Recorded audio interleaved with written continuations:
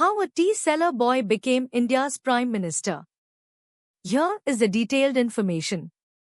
Narendra Damodar Das Modi, born on 17 September 1950 in Vadnagar, a small town in the Mehsana district of Gujarat, represents one of the most fascinating journeys in modern Indian politics. His life story is not only that of a political leader but also of a man who rose from modest beginnings to hold the highest office of the world's largest democracy. The tale of Modi's life cannot be understood merely as a linear biography of a politician. It must be interpreted as a convergence of social forces, cultural traditions, ideological leanings, and individual ambition. His rise is deeply embedded in the socio-economic fabric of post-independence India, particularly in Gujarat, and the broader trajectory of the Bharatiya Janata Party, BJP, and its ideological parent, the Rashtriya Swayamsevak Sangh, RSS. Modi's childhood was far removed from the privileges often associated with political dynasties in India.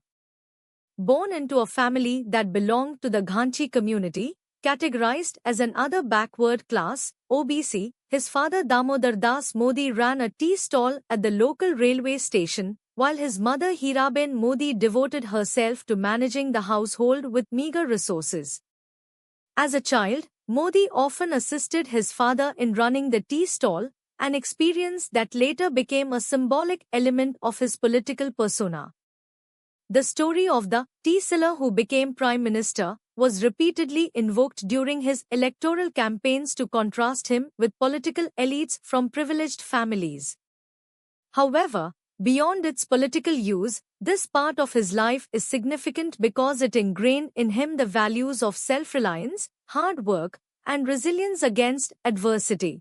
Vadnagar, Modi's hometown, was not merely a sleepy settlement but also a place marked by cultural vibrancy and the influence of Hindu traditions. Growing up in this environment exposed Modi to a deeply religious milieu, which later became an integral part of his ideological framework. As a boy, he was fascinated by stories of valor, spirituality, and patriotism. He reportedly participated in school plays, often taking up roles of characters like Harishchandra and other mythological figures, which reflected his early interest in leadership, performance, and moral storytelling. These experiences helped shape his ability to connect with people through narrative, an ability that would later become one of his most formidable political tools. In his teenage years, Modi was drawn towards the Rashtriya Swayamsevak Sangh, a Hindu nationalist organization founded in 1925 that sought to strengthen Hindu unity and cultural identity. The RSS was known for its disciplined lifestyle, daily shakhas, branches, physical training, and ideological inculcation. For a young man like Modi, who had faced economic hardship and sought a larger purpose, the RSS provided both a sense of belonging and a mission that transcended personal struggles. Joining the RSS not only gave him an organizational structure but also introduced him to a world of political ideology rooted in cultural nationalism. Modi's association with the RSS was transformative. It instilled in him a disciplined routine, austerity, and a clear sense of hierarchical loyalty. He developed a strong belief in the importance of organizational work, where personal ambitions were subordinated to collective goals. The RSS valued simplicity and expected its pracharaks, full-time workers, to lead ascetic lives, free of family responsibilities. Modi embraced this with seriousness, often living a life of frugality and dedicating himself entirely to the cause of the Sangh. This ideological grounding distinguished him from many other politicians who entered public life through electoral opportunities or dynastic privileges. During his early RSS years, Modi also displayed exceptional organizational skills. He took part in campaigns to expand the RSS network in Gujarat, often traveling extensively, connecting with youth, and mobilizing them for social work. His ability to manage logistics, address groups, and instill enthusiasm among cadre did not go unnoticed by senior leaders. Unlike many who treated the RSS as a platform for personal visibility, Modi immersed himself fully in the organization, which earned him trust and recognition. His oratory, though not yet fully polished, already displayed clarity, assertiveness, and a style that could energize listeners. It was also during this period that Modi's personal choices reflected his ideological dedication. He distanced himself from conventional family responsibilities, a matter that has remained a subject of both curiosity and political debate. Reports suggest that he was married at a young age to Jashodaben, in keeping with traditional customs of his community. However, Modi chose to separate from her early in life, opting for a path of celibacy and devotion to organizational work. This personal sacrifice was consistent with the expectations of an RSS pracharak, and Modi never attempted to conceal it once it became public knowledge. Yet, the decision also played into his political image as a leader free from familial distractions or dynastic ambitions, unlike many of his contemporaries in Indian politics. The 1970s were a turbulent decade in India, and they shaped Modi's political consciousness in significant ways.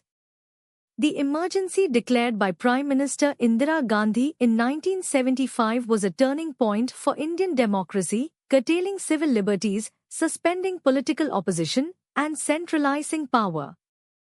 For Modi and his RSS colleagues, the emergency was not merely a political crisis but an ideological battlefield.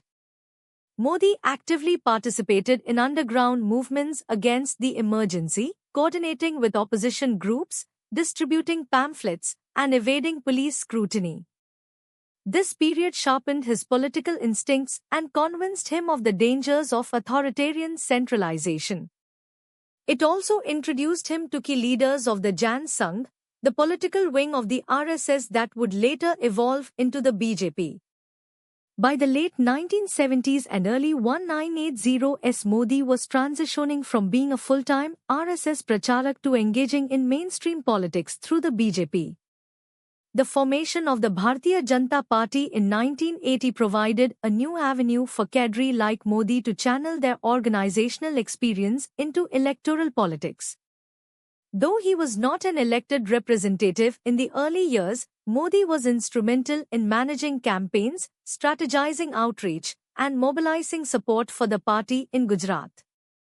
His meticulous attention to detail and emphasis on disciplined execution made him stand out in a political environment where improvisation often dominated. As Modi grew within the BJP, his reputation as a dependable organizer became firmly established. He played a key role in the Ekta Yatra of 1991-92, a campaign organized by the BJP to promote national unity, which demonstrated his capacity to handle large-scale mobilization. Around this time, Gujarat was witnessing growing political polarization, partly due to communal tensions and partly due to the churning of caste politics. Modi's organizational acumen was tested in this volatile environment, and he emerged as someone who could both navigate complexity and maintain ideological clarity. The early 1990s were also significant because they coincided with the rise of the Ram Janmabhoomi movement, which sought the construction of a Ram temple at Ayodhya. The movement catapulted the BJP into national prominence, and Modi's role as an organizer in Gujarat gained momentum.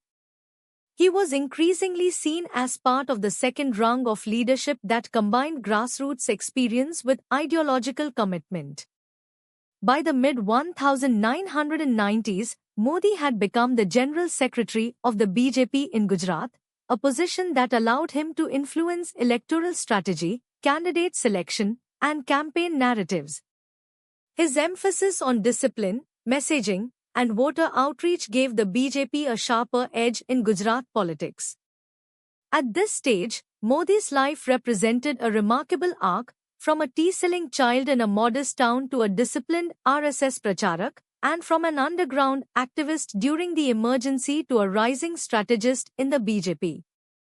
What distinguished him from others was not just his personal struggle but his ability. The stage was being set for his most defining role, his appointment as the Chief Minister of Gujarat in 2001, which would transform him from an organizational strategist into a gunning leader, and from a regional actor into a national figure.